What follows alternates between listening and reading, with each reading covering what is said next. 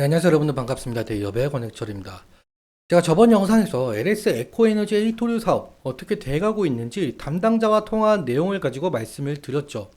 오늘은 그때 통화했던 내용들 중 해적 케이블에 대한 내용 좀 말씀을 드리려고 합니다. 해적 케이블 프로젝트 사업은 LS 전선 그리고 LS 마린 솔루션과 같이 협업을 하고 있는데 LS 에코에너지가 정확하게 어떤 역할을 하고 있는지 그리고 전선 케이블 제조 판매하고 있기 때문에 이 구리 가격 변동성이 LS 에코에너지 매출에 영향을 주는지까지 좀 여쭈어 보았었죠. 그리고 사실 오늘 LS 에코에너지가 오랜만에 상승의 모습을 보여줬는데 이는 이 금투세 폐지 영향이 있는 것으로 보이고 있죠. 오늘 그래서 이러한 내용들 좀 다뤄보도록 하겠습니다. 그리고 여러분들께서도 LS 에코에너지에 대해서 이것 하나만큼은 좀 궁금하다는 점이 있다면 꼭 댓글 남겨주세요. 다음 영상에서 말씀드려보도록 하겠습니다. 그럼 본론으로 바로 들어가 보도록 하죠. 자, 금일 오전 상당한 이슈가 나왔습니다. 민주당에서 이 금투세를 폐지로 결론을 지었죠. 이재명은 현재 주식시장이 너무 어렵고 1,500만 주식 투자자 입장을 고려하지 않을 수 없다면서 금투세 폐지 결정을 내렸습니다. 이러한 속보를 기점으로 코스피 같은 경우 상당한 상승의 모습을 보여줬고 그리고 코스닥도 마찬가지죠. 코스닥도 마찬가지로 이 기점 이후로 상당한 상승의 모습을 보여줬습니다. 그러니까 이 시장의 상승에 영향을 받아 거의 모든 종목들이 상승세로 전환이 되었는데요. LS 에코에너지도 이에 영향을 받았을 가능성 우리가 생각을 해볼 수가 있을 것 같습니다. 다음으로 앞서 말씀드린 이 해적 케이블에 대한 내용 좀 말씀을 드릴 텐데 아시다시피 LS 에코에너지는 현재 해적 케이블 프로젝트가 진행 중에 있죠. 이 베트남 싱가포르 프로젝트는 2030년부터 연간 3천억 원 이상의 매출이 발생될 것으로 전망하고 있고 그리고 영국 아이슬란드 프로젝트 또한 6년간 이 연평균 5천억 원 이상의 매출이 발생될 것으로 전망하고 있죠. 사실 그런데 이 해적 케이블 프로젝트는 이 LS 에코에너지 혼자 하는 것이 아닙니다. 뭐 아시는 분들은 아시겠지만 LS 전선과 가온 전선 그리고 LS 마린 솔루션 등 LS 전선 그룹의 자회사들과 함께 진행하죠. 여기서 의문점. 사실 LS 마린 솔루션이 해적 케이블 사업을 하고 있다는 것은 여러분 모두 좀 아실 텐데 그렇다면 과연 해적 케이블 프로젝트에서 LS 에코 에너지가 하는 역할 무엇일까요? 이 부분 관련해서 제가 저번 영상에 이어서 이 담당자와 이야기 나누었었던 내용 좀 살펴보도록 할게요. 현재 제가 이렇게 질문 던졌죠. 현재 LS 에코 에너지 해적 케이블 프로젝트가 진행 중에 있는 것은 아는데 사실 LS 그룹에서 해적 케이블이라고 한다면 떠오르는 기업은 LS 마린 솔루션이다. 여기서 LS 에코 에너지가 하는 역할은 도대체 무엇인가? 이렇게 질문을 던졌죠. 답변으로는 LS 마린 솔루션은 이 포설선을 이용해서 해적 케이블을 포설하는 역할만 진행하고 있고 우리 LS 에코에너지는 해적 케이블을 생산 공급하는 사업을 추진하고 있는데 현지에서 공장을 설립한 이후에 진행을 하려고 한다라고 답변을 주셨습니다. 그러니까 생각을 해보자면 해적 케이블을 직접적으로 생산하는 기업은 LS 에코에너지가 될 수가 있겠죠. 여기서 이렇게 LS 에코에너지의 역할 좀 알 수가 있었고요. 그리고 여기서 또 한 가지 제가 좀 궁금한 점이 있어서 질문을 던졌습니다.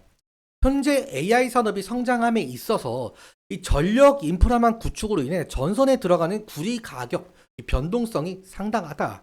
이 구리 가격 변동성으로 인해 LS 에코에너지의 매출 영향 좀 있나라고 질문을 던졌죠. 그랬더니 답변으로는 이 변동성은 평가에 반영을 하고 있어서 이 매출은 변동이 있어도 영업이익 측면에서는 크게 좀 변동이 없다 이렇게 말씀을 주셨는데요. 아마도 제 생각에는 좀 이 부분이 아닐까 싶습니다. 현재 3분기 보고서가 나오지 않았기 때문에 2분기 보고서로 말씀드린다는 점 좀 양해 부탁드리고 아무튼 보고서를 우리가 좀 살펴보자면 여기 파생 상품에 대한 내용이 있죠. 여기 자세하게 우리가 살펴보아야 할 부분은 바로 여기인데 여기 비철 선물 매입 그리고 CU라고 적혀있죠. 그리고 매도도 마찬가지로 CU라고 적혀있죠. CU, 이 구리에 해당하는 내용이죠. 그러니까 이 파생 상품을 활용하면서 해지를 전개하고 있다. 이 구리의 시장 가격에 대해 적극적으로 최소화하고 있다는 의미로 우리가 해석을 해볼 수가 있겠습니다. 자, 올 한 해 이제 딱 2달 정도 남겨두고 있는 상황입니다.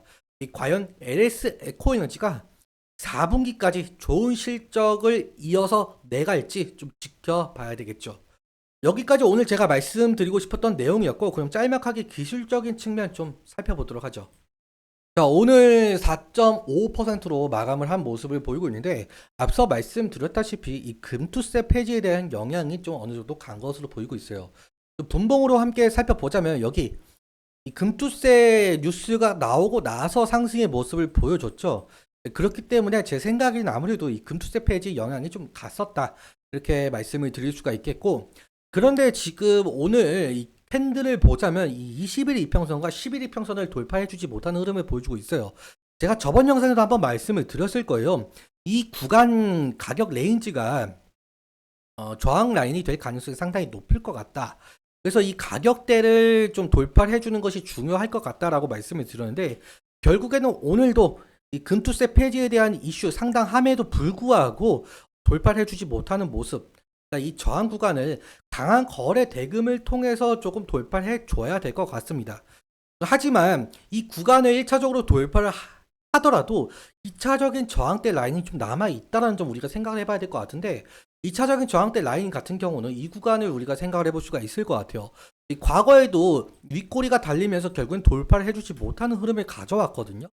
그래서 1차적인 저항대 라인과 2차적인 저항대, 이 두 구간을 모두 돌파를 해야 5월 30일에 찍었었던 이 신고가 부근까지 열려있다, 우리가 이렇게 생각을 해볼 수가 있을 것 같습니다.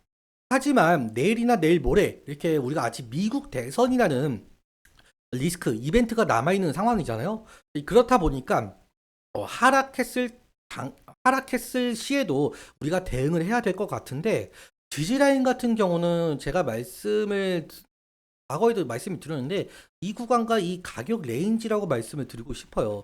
결국에는 오늘도 이 구간을 좀 지지해 주면서 상승을 했었고, 과거에는 이 구간을 좀 지지해 준 모습을 우리가 확인해 볼 수가 있겠죠. 그래서 이 가격 레인지 지지해 주는지 자세히 살펴봐야 될 것 같고요.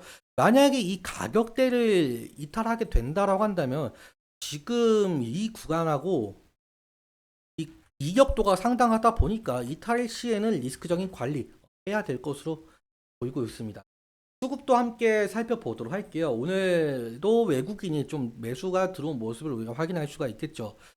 외국인이 13,000주 정도 매수가 되었고, 반대로 개인과 기관에서는 매도가 나온 모습을 확인할 수가 있겠는데, 결국에는 오늘 외국인의 매수세로 인해서 LS 에코에너지가 상승을 했다, 우리가 이렇게 표현을 해볼 수가 있을 것 같습니다.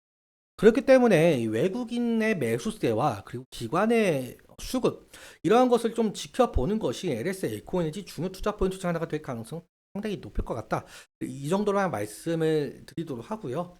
말씀드렸던 내용들과 차트적인 부분들에 대해서는 개인적인 견해가 상당히 녹아들어 있다 보니까 여러분들의 객관적인 견해 함께 투자하여 현명한 선택하셨으면 좋겠습니다. 오늘도 시청해주셔서 감사하고, 지금까지 대기업의 권혁철이었습니다.